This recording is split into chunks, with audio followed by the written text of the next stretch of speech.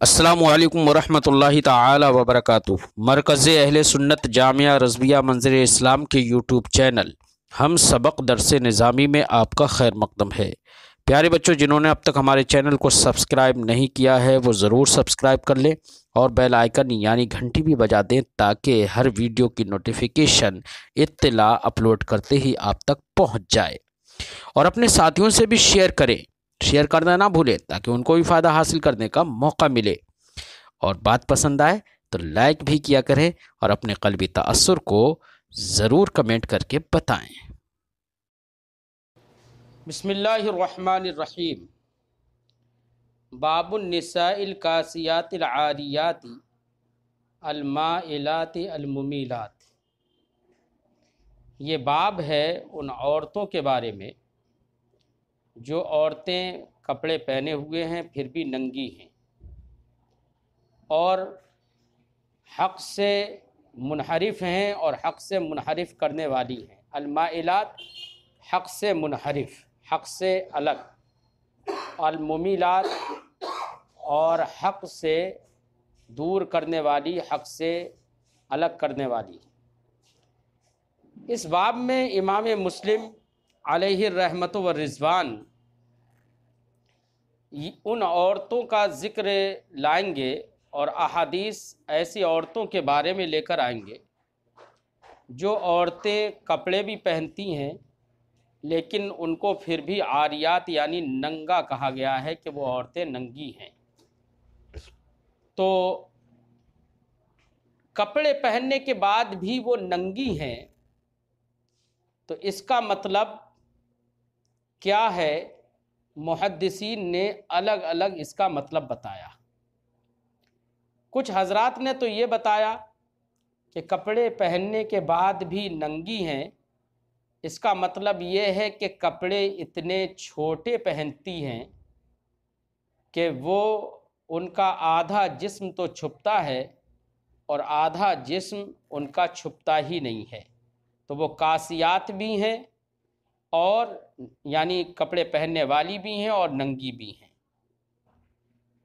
کچھ محدثین نے اس کا مطلب یہ بتایا کہ کپڑے پہننے والی ہیں اور ننگی ہیں یعنی کپڑے اتنے باریک پہنتی ہیں کہ ان کے کپڑوں کے پہننے کے بعد بھی جو مقصد ہے کپڑا پہننے کا وہ مقصد حاصل نہیں ہوتا ہے، ستر پوشی نہیں ہو پائی ہے۔ تو کپڑے پہننے کے بعد بھی وہ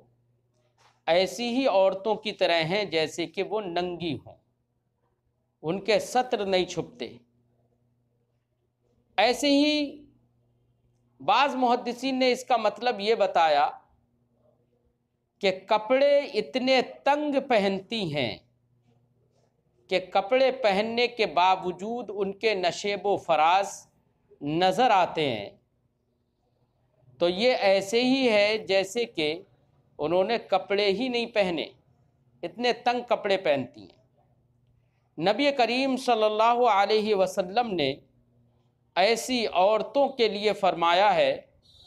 کہ ایسی عورتیں جنت کی خوشبو نہیں پائیں گی، جبکہ جنت کی خوشبو دور سے محسوس ہوتی ہے اور ان کو خوشبو بھی نہیں آئے گی۔ مطلب یہ ہے کہ آج کے زمانے میں جو یہ دیکھا جاتا ہے کہ عورتیں تنگ کپڑے بھی پہن رہی ہیں اور عورتیں ایسے چھوٹے چھوٹے لباس بھی پہن رہی ہیں جن سے ان کے جسم نہیں چھپتے، بلکہ غیر مسلموں کو تو چھوڑ دو، مسلمان عورتیں بھی بے شمار ایسی ہیں جن کے سر ہمیشہ ننگے رہتے ہیں، جبکہ سر کے بالوں کو چھپانا، ستر کرنا یہ فرض ہے۔ کتنی عورتیں مسلمانوں میں بھی ایسی ہیں کہ جو ٹاپ اور اسکرٹ پہن کر گھومتی ہیں، ان کے جسم کے آدھے کپڑے ہوتے ہیں اور آدھے ہوتے ہی نہیں ہیں، آدھا جسم دکھتا ہے۔ نبی کریم صلی اللہ علیہ وسلم نے 1400 سال پہلے یہ فرمایا اور آج کے زمانے میں یہ سب نظر آ رہا ہے، ہر آدمی اس کو دیکھ رہا ہے، تو پھر اور کیا غیب ہوگا کہ نبی کریم صلی اللہ علیہ وسلم نے 1400 سال پہلے وہ باتیں بتائیں کہ جو باتیں آج 1400 سال کے بعد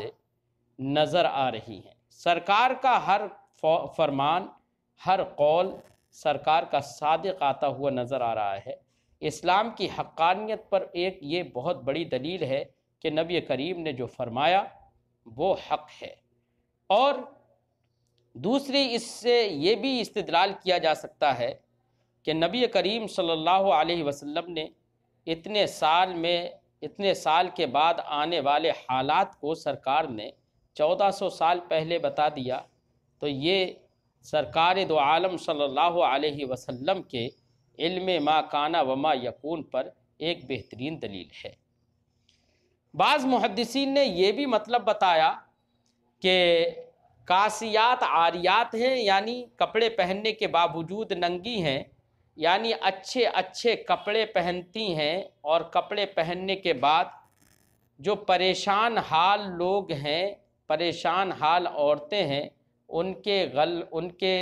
کم پیسے والے زرق برق لباس نہ ہونے کی وجہ سے ان پر طعنہ و تشنیع کرتی ہیں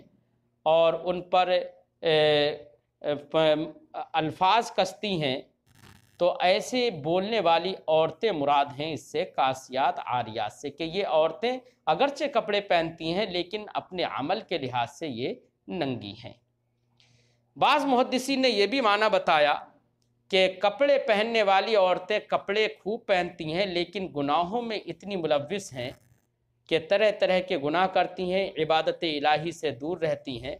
تو وہ عورتیں ان عورتوں کی طرح ہیں جیسے کہ ننگی عورتیں ہوں، اور ان کو ان کی ننگے پن کی جو سزا ملے گی وہ سزا ان عورتوں کو بھی ملے گی جو کپڑے پہننے کے باوجود گناہوں میں مبتلا ہیں، ان کو بھی سزا ویسی ہی ملے گی۔ تو مختلف اقوال محدثین کے ہیں اس کے بارے میں، جیسے کہ میں نے آپ کے سامنے رکھے۔ امام مسلم علیہ رحمت و رضوان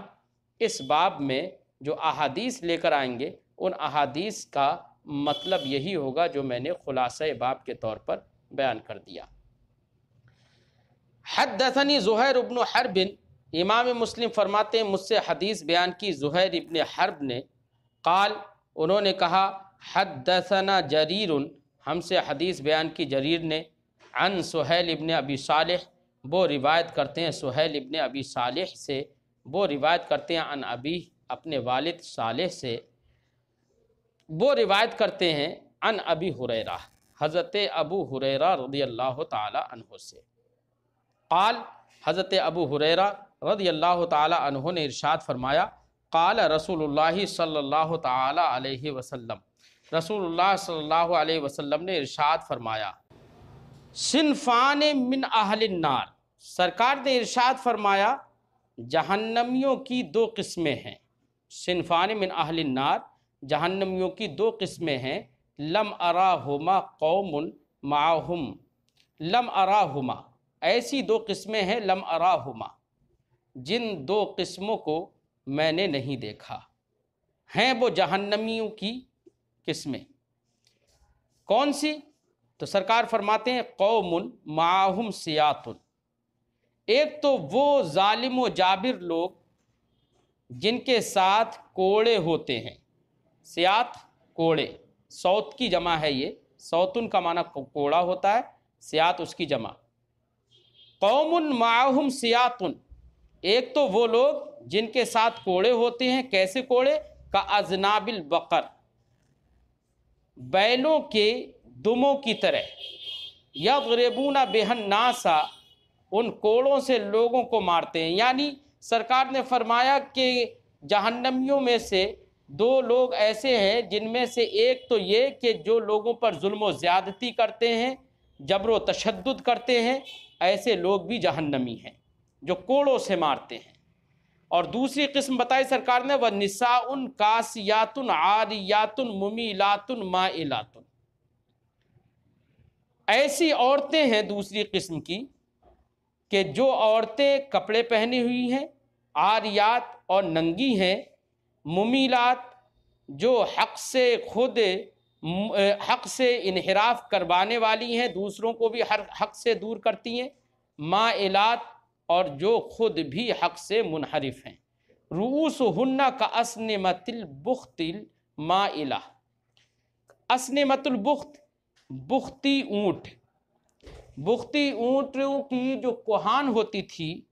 وہ تھوڑی سی اونچی ہوتی تھی اور وہ ایک طرف کے لیے جھکی ہوئی ہوتی تھی، تو سرکار نے فرمایا رؤوسہن، یہ وہ عورتیں ہیں جن کے سر بختی اونٹوں کی کوہانوں کی طرح ہیں، بختی اونٹوں کی کوہانوں کی طرح ہیں، المائلتی جو ایک طرف جھکے ہوئے ہیں، یعنی غرور و تکبر گھمنڈ میں اپنے سروں کو جھکائے ہوئے ہیں، ایک طرف جھکائے ہوئے مائل کی ہوئی ہیں، تو ایسی عورتیں لا يدخلن الجنت، یہ عورتیں جنت میں داخل نہیں ہوں گی، ولا یجدن ریحہا، اور نہ ہی یہ عورتیں جنت کی خوشبو پائیں گی، وَإِنَّ رِيحَهَا لَتُوجَدُ مِن مَّسِيرَةٍ كَذَا وَكَذَا، سرکار نے فرمایا جبکہ جنت کی خوشبو اتنی دور کی مسافت سے مل جاتی ہے، یعنی جنت کی خوشبو وہ ہے جو جنت میں جانا ہی ضروری نہیں بلکہ جنت سے کافی دور تک اس کی خوشبو پھیلی ہوئی ہوتی ہے، لیکن یہ عورتیں وہ ہوں گی جن کو جنت کی خوشبو بھی نہیں ملے گی۔ یہ باب ہوا، اور اگلے باب میں امام مسلم ایک اور باب باندھ رہے ہیں، فرماتے ہیں باب النہی عن التزویر فی اللباس وغیرہ وتشبع بما لم یعط۔ امام مسلم فرماتے ہیں کہ تزویر فی اللباس، تزویر فی اللباس کا مطلب ہوتا ہے زورا یزور، تزویر کا معنی ہوتا ہے جھوٹا کرنا، جھوٹ بنانا۔ تزویر فی اللباس کا معنی ہوا لباس میں جھوٹ بیان کرنا، تو لباس وغیرہ میں جھوٹ سے منع کرنے کا بیان، وتشبع بما لم یعطا، تشبع کا معنی ہوتا ہے ظاہر کرنا، بیان کرنا، تشبع بما لم یعطا، اور اس کو بیان کرنا اور اس کو ظاہر کرنا جو نہیں دیا گیا۔ اس باب کا خلاصہ یہ ہے، امام مسلم علیہ رحمۃ و رضوان اس باب کے تحت یہ حدیث لے کر آتے ہیں جس سے یہ معلوم ہوتا ہے کہ آدمی کبھی کبھی یہ گناہ بھی کرتا ہے کہ کپڑے خود کے اپنے نہیں، مانگ کر کپڑے پہن لیے اور دوسروں کو بتا رہا ہے کہ یہ میرے اپنے کپڑے ہیں، تو یا یہ کہ کپڑوں میں کپڑے تو پہن رہا ہے، اپنے ہی چاہے کپڑے پہنتا ہو، لیکن ان کپڑوں کو پہن کر اپنے آپ کو یہ دکھا رہا ہے کہ میں نہایت معزز انسان ہوں،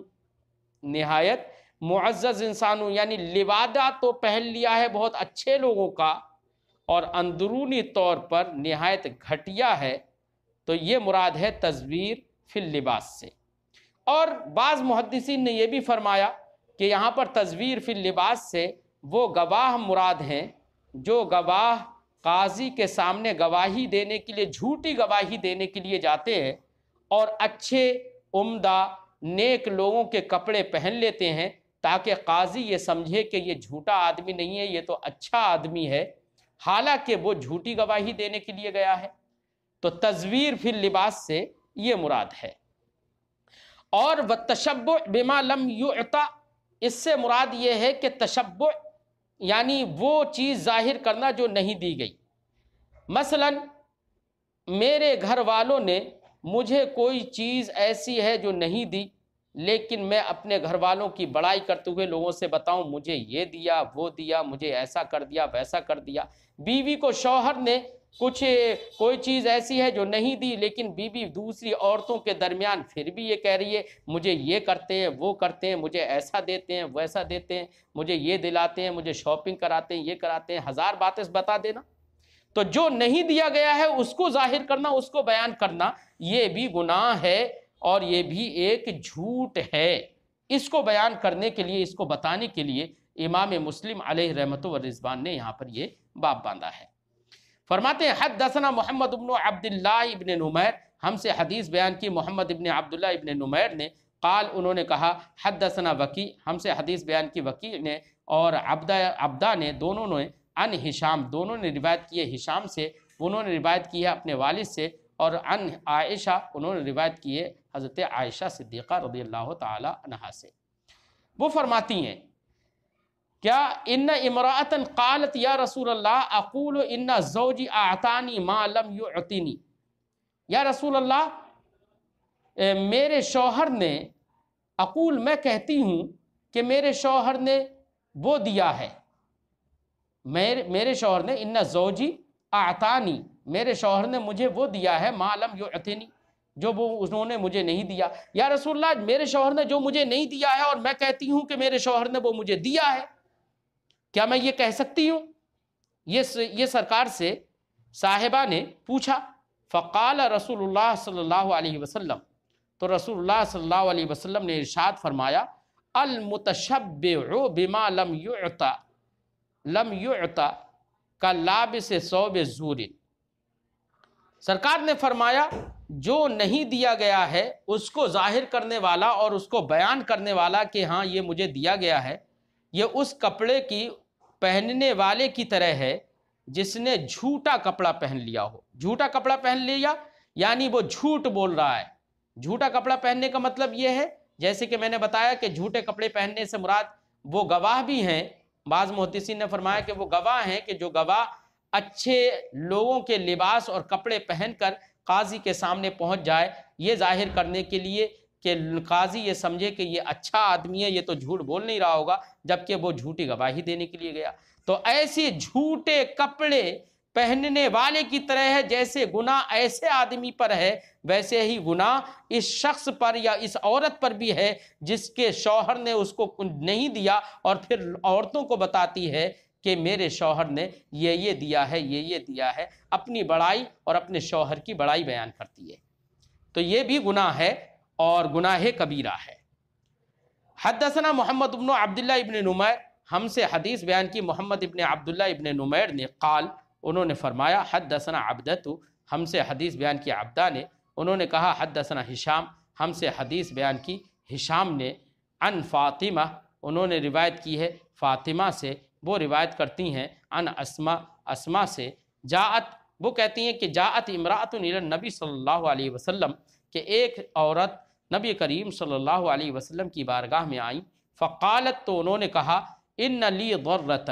یا رسول اللہ میرے لیے ایک سوکن ہے۔ سوکن بھی بولتے ہیں ہمارے علاقے میں اور سوتن بھی بولتے ہیں، یعنی ایک شوہر کی دو بیویاں جو ہوتی ہیں تو دونوں بیویاں آپس میں عربی زبان میں ضرہ کہلاتی ہیں، سوتن۔ تو ان صاحبہ نے کہا یا رسول اللہ ان لی ضرۃ، یا رسول اللہ میرے لیے میری ایک سوتن ہے، یعنی میرے شوہر کی ایک دوسری بیوی ہے جو میری سوتن ہے، فہل علی جناح، جناح، یہ جناح کا معنی گناہ،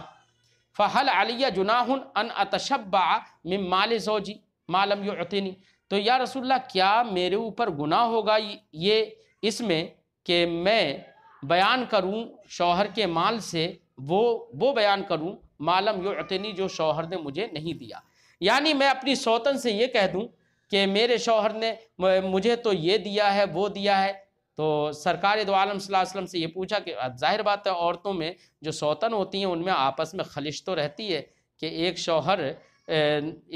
ہے، دو بیویاں ہیں، دونوں میں آپس میں خلش رہتی ہے، اس سے پتہ چلا کہ یہ خلش تو پہلے زمانے ہی سے رہتی ہوگی۔ تو سرکار دو عالم صلی اللہ علیہ وسلم سے انہوں نے یہ پوچھا،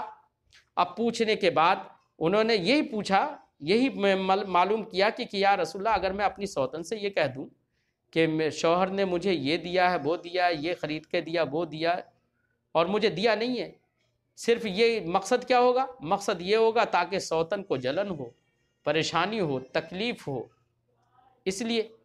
فقال رسول اللہ صلی اللہ علیہ وسلم، تو رسول اللہ صلی اللہ علیہ وسلم نے ارشاد فرمایا المتشبع بما لم یعط کلابس ثوب زور، رسول اللہ صلی اللہ علیہ وسلم نے ارشاد فرمایا کہ جو نہیں دیا گیا اس کو بیان کرنے والا کہ وہ دیا گیا ہے، کلابس ثوب زور، زور کا معنی جھوٹ، جھوٹ کے دو کپڑوں کو پہننے والا ہے، یعنی کسی نے اوپر نیچے کے دونوں کپڑے جھوٹے کپڑے پہن لیے، جھوٹا لبادہ پہن کر گیا، جیسے وہ دھوکہ دے رہا ہے، ویسے ہی یہ عورت یا یہ شخص جس کو کچھ نہیں دیا گیا ہے اور نہ دینے کے بعد بھی کہہ رہا ہے یا کہہ رہی ہے کہ میرے شوہر نے یہ دیا ہے وہ دیا ہے، یہ بھی ویسی ہی جھوٹی ہے اور جھوٹ بولنے والی ہے، گناہ کبیرہ کی یہ بھی مرتکب ہے۔ حدثنا ابو بکر بن ابی شیبہ قال حدثنا ابو اسامہ، امام مسلم فرماتے ہیں ہم سے حدیث بیان کیا ابو بکر بن ابی شیبہ نے، انہوں نے کہا ہم سے حدیث بیان کی ابو اسامہ نے تحویل سند، قال انہوں نے کہا حدثنا اسحاق بن ابراہیم، ہم سے حدیث بیان کی اسحاق بن ابراہیم نے، قال انہوں نے کہا اخبرنا ابو معاویہ، ہمیں خبر دی ابو معاویہ نے، کلاہما، اب یہاں پر ابو معاویہ تک سند آ گئی، اور پہلی سند تحویل سند سے پہلے جو ذکر کی تھی وہاں پر ابو اسامہ تک تھی، تو اب ابو اسامہ اور ابو معاویہ دونوں کلاہما دونوں روایت کرتے ہیں عن ہشام سے بہذا الاسناد۔ اب ہشام کے بعد پھر وہی سند ہے جو ماقبل میں گزر چکی ہے کہ ہشام عن فاطمہ عن اسما، وہی روایت ہے۔ تو امام مسلم نے اسی حدیث کی دو اور سندیں یہاں پر ذکر کر دیں۔ یہ مقصود متعدد سندوں کو بیان کرنے سے مقصود یہ ہوتا ہے کہ تاکہ یہ معلوم ہو جائے کہ یہ حدیث متعدد طرق سے آئی ہے، اور متعدد طرق سے آنے کی وجہ سے اس کے اندر قوت پیدا ہو گئی ہے، یہ قوی حدیث ہے، مقبول ہوگی، لائق استدلال ہوگی۔